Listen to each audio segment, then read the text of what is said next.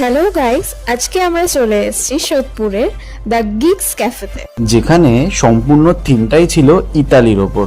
দারুণ অ্যাম্বিয়েন্স, বাইরে থেকে ভেতরে শুধু দেখতেই পাচ্ছেন, বই থেকে আরম্ভ করে সবকিছু দিয়ে ক্যাফেটাকে সাজানো। এই দিনকে আবার এত বৃষ্টি পড়ছিল, উফ, মানে ব্যাপারটা জমেই গেল, আমাদের ইতালিও ঘোরা হয়ে গেল। সামনেই রথ আসছে, তো সবাই অবশ্যই দ্য গিগস ক্যাফেতে যেও। আশা করি তোমাদের সবারই ভালো লাগবে। ওখানে নতুন নতুন ডিশ অনেক কিছু ট্রাই করতে পারবে, যেমন টাকো। ক্যাফেটাও বেশ সুন্দর।